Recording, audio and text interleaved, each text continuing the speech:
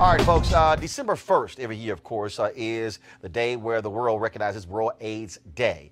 And one of the issues that we look at is the young folks, especially young folks, African Americans, who don't want to get tested. Well, I was on the campus of Morgan State University in Baltimore. I talked with Dr. Lorece, and it was very interesting and talking with her about her research and what she discovered as to why a lot of black folks who live in our inner cities, even in rural areas, why they are not getting tested. Check this out. Research is basically focused on sexual health and health in general. And I received quite a bit of funding from the government to do a program. And I know for me, I grew up at a time, and you probably did too, where HIV wasn't even around. Mm-hmm. And now that it is, I found out through various innovative ways of stipends and honorariums to get young people to be more cognizant of their sexual health and acquiring HIV and different sexually transmitted infections. And it didn't work. They weren't getting tested. So I wanted to know why. Why aren't you being tested? I mean, somebody give you a $50 card, gift card, this, that, and the other, trying to make it more appeasing, putting it in your lap, and it's still not happening. And I found out through a few years of research what are really the primary threats for young kids. And it's pretty sad. It really bothers me that young people today fear excessive police force. They are concerned about community violence and exposure to community violence. They're concerned about the environments that they live in, that they live, work, pray, and play in, the conditions of those environments. They're concerned, and even some of the college kids are concerned about food insecurity and housing insecurity. So that is why I've landed where I am now, working with structural determinants of health as well as social determinants of health, because every kid deserves a good future. So it's interesting that you were focusing on sexual health in this very broad way, yes. And then all of a sudden said, hold up, this is another, right. Because again, there are people out there who are, because if you say HIV/AIDS researcher, well, folks might automatically be thinking, well, that's actually, okay, you're in a laboratory, you're looking for a cure, you're thinking of that. So you're really dealing with the mental aspect of what is blocking somebody from yes. getting the information, getting and being more aware. Yes, and that's how we came up with the perceived risk hierarchy theory, because everybody has a risk portfolio. Say it again, the what? Perceived risk. Got it. Hierarchy theory. Got it. Basically, that says that youth and young adults, they prioritize risk, and is for them being confronted by a police officer, being exposed to excessive community violence, gunshots. So those are on the high end of. They are on the high end. And this is considered to be on the low end. Basically, I had a young man tell me, "You want me to be tested for something that I may or may not ever acquire, but my real risk is getting home safe, making sure that I'm not in a crossfire, that nobody tries to rob me and shoot or stab me. Those things are more likely to happen to me than acquiring HIV." So when he said that, did you go, "Wow"? I mean, was it? Yeah. So I always ask this question of book authors and others. I say, what was your wow moment? And you like, what was that wow? My whoa was like, I can't use that word on this show, but I was like, actually you can. I was like, shit, are you serious? And that's how I came up with the title of my article. None of us will get out of here alive, because kids, young adults, and youth told me that getting home safely, coming from the movies safely, getting to and from work safely is more of a priority for them than anything else. And the thing that bothers me most about that, Mr. Martin, is that those things get in the way of their ability to remember, to recall, and to learn. Because if you're going to sit in school all day and figure out and navigate how you get home safely, you're not listening and you're not absorbing what's being taught. So that's the part that I'm invested in. And then we got to include historical trauma, the role that historical trauma plays, the role that epigenetics play, cumulative, community, assault, and then adverse childhood experiences. We have to do something about education in this country for black kids. And if we don't, that's why they're going to continue to build detention centers and jails. They're not doing anything about the schools.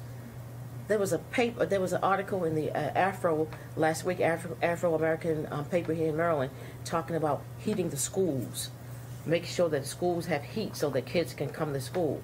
We shouldn't be talking about that. Which is very basic. That's a basic need. If you live in a place where it's cold as hell, you want to have heat. Yeah, but we're not. There's so much income inequalities, and if you can't get a job, where do you divert to? See, that's what's interesting, because whenever this conversation about HIV/AIDS, STDs, or even extended to breast cancer, prostate cancer, colon cancer, whatever, anything that requires folks actually to have to get checked for it. And then I can even expand this thing when we talk about, people go, well, how hard is it for you to get a voter ID? So then when you start walking people through, it's like, no, this is what you don't quite understand. In your world, this is very simple. This is, look, you get an ID, or you go to the doctor and then you get a checkup. But then it's this whole swath of people who that is deemed, that's abnormal. That's just not a regular part of my life. And I think it truly exposes haves and have-nots. People don't really understand what folks are just going through that is totally different than your experience. Yes. And you know, if you go back to the Kerner report. To America's One White, One Black. Yeah. 50th anniversary this year. Yep. Yes. I mean, conditions now are worse than they were in 1968. It's just unacceptable. And the people who are really being hit the most and suffer the most are children. The poverty line among children. Even in college, people. I told a colleague today, as I was getting out of my car to come here, there was somebody standing by me. I was in my trunk and I felt somebody, and I said, "Can I help you? What's wrong?"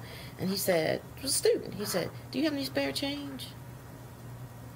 So it's a different world, and it's a different world for young people. Which might explain when it was a few years ago when the CDC came out with a report talking about the increase of HIV/AIDS on historically black campuses in the South, and folks are like, "Okay, I don't understand your college students," not realizing everything that you just laid out. Like, yeah, you might be at college, but it does not mean you having money sent from home for food and for different things along those lines. And so all those things that you left your neighborhood, you actually brought a lot of that with you when you get to the campus. Yeah, sometimes you do. And then you have to also look at the structure of the campus. You know, like, campuses have a lot of students who are from the community, and they commute. So a lot of times they bring the community with them, or they go back to the community. So it's something that we all have to be mindful when we want students and young people to be successful, because they should have a successful life. So I'll ask you this. So when it comes to you, again, studying why folks don't get tested, I guess what jumped to mind was Dorothy Cotton. Her job was with Dr. King in SCLC, was citizenship education training. You couldn't join the SCLC without going through the training. And reading her book, and I did the last sit-down interview with her before she died earlier this year. What was interesting is when she said, we brought them in, we assessed where they were mentally, and then had to determine what we need to reprogram to send them out. I've used this phrase a lot when I talk about, I look at our black cable networks, I look at our black sites. We're inundated with entertainment, comedy shows and reality shows, and virtually no news and information. And I keep saying, we have to reprogram Black America. That there has to be a reprogramming. And folks go, dude, that sounds crazy. I'm like, no. And listening to you, that's what I'm hearing. The same thing is like, in order to deal with these realities of what we're facing. The real reality. The shows are not the real reality. The real reality is the plight that black people make in certain communities to live and make it from day to day. And for students to try to come to campus to increase their knowledge and a skill level so that they can be marketable outside of the campus. These are the things that we have to deal with. I mean, it's just mind-boggling how some things don't get addressed as they should and how we are deflected in other areas. Those are the real things. And sometimes we just take a whole lot for granted. But yeah, we need to do some reprogramming, some relearning, and as my pastor would say, quicker than yesterday and sooner than right now. All right, folks, back to our Roland Martin Unfiltered video in just one moment. With the holidays just around the corner, now is the time to order holiday cards for family and friends. Now, you know doggone well, you mail out holiday cards, they come in the mail, and you want to really impress your friends and family or your business folks with that. So this year, you can create custom holiday photo cards quickly, easily, and affordably at simplytoimpress.com. Now, simplytoimpress.com is your holiday photo card headquarters, with thousands of unique Christmas cards and other designs to choose from. Now look, this is very simple. All you do is upload your family photos. You can get them from Facebook or Instagram, personalize the text, and then you're done. It's that simple. Simplytoimpress.com prints your cards professionally on your choice of premium card stock in just a few days and rushes them straight to your door. The New York Times Wirecutter named Simply to Impress their favorite custom photo card service. Simply to Impress even offers foil cards and hundreds of great holiday card designs for your business as well. Now look, if you place your order today, you'll save 30% and get free shipping.